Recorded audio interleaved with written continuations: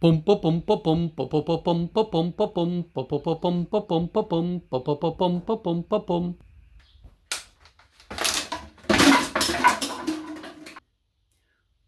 Coucou les amis!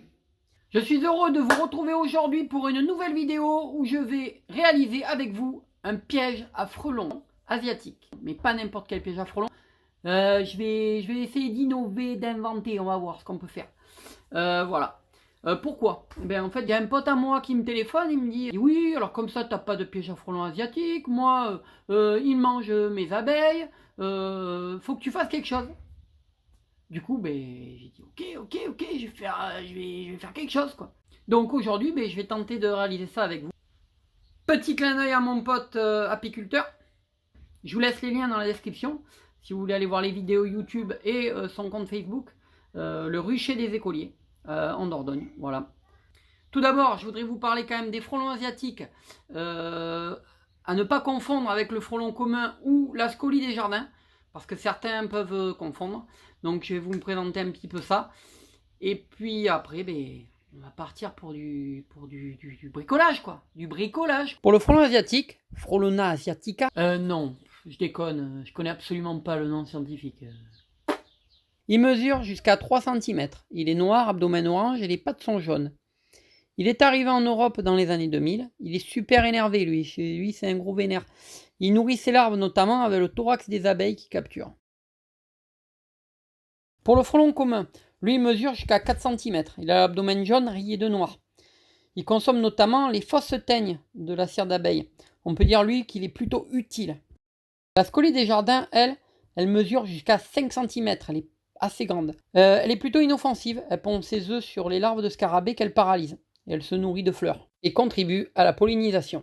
C'était la minute culturelle et un brin de culture n'a jamais fait de mal à personne. Bon, mais du coup, on va essayer de fabriquer ce piège à frelons avec des bouteilles. Alors, on va partir sur un piège à frelons assez classique. On prend une bouteille. On coupe le haut. Et on le retourne. Ensuite, on prend une autre bouteille. On coupe le fond. Voilà, qui nous servira de réservoir.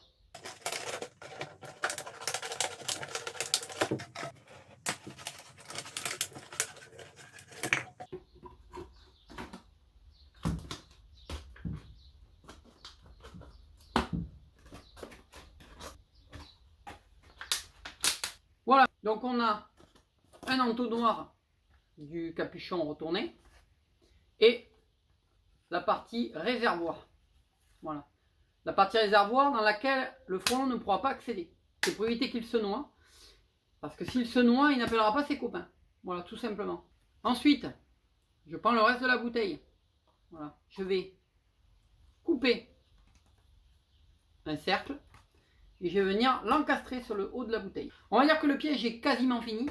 Il ne me reste plus qu'à percer des trous. Donc je vais faire des trous de 4 mm au fond, à l'aide d'une mèche que je vais chauffer pour que les insectes sentent le liquide, hein, qui sera dans ce réservoir. Voilà, un appât.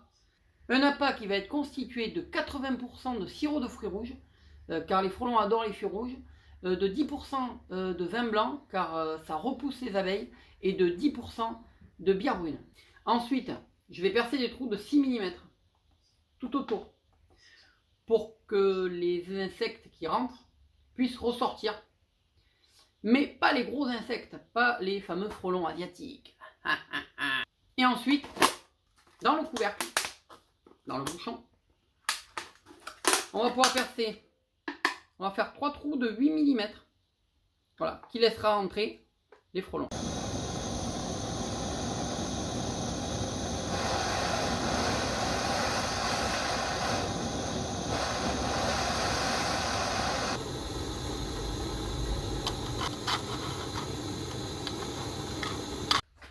Voilà, mon piège est quasiment opérationnel.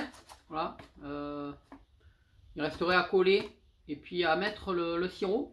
Mais on va le customiser pour pouvoir en faire une petite sorte d'épouvantail pour mettre dans mon cerisier. Parce que j'aimerais bien les goûter avant que les oiseaux les goûtent. Je leur en laisserai bien évidemment quelques-unes hein, à la fin pour quand même qu'ils les goûtent quand même, ces pauvres petits oiseaux. Mais je vais en faire, voilà, je vais voir, je vais inventer, je vais essayer de faire quelque chose de créatif.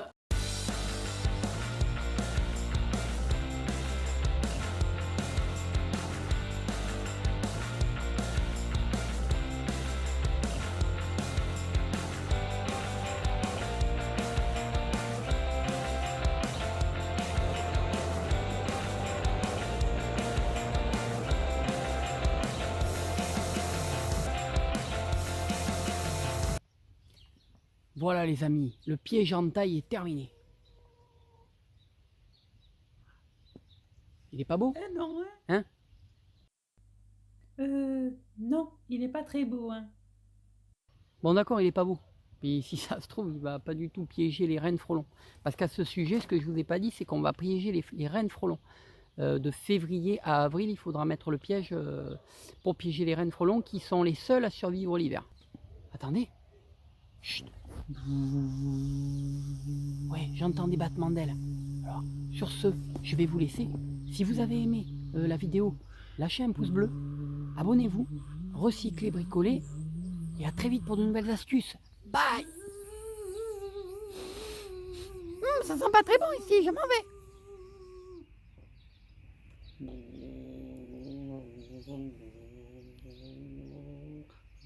Oh, mais là, ça sent très bon. Je vais y aller là, directement. Oh, mais je suis pris au piège. Venez m'aider, les copains.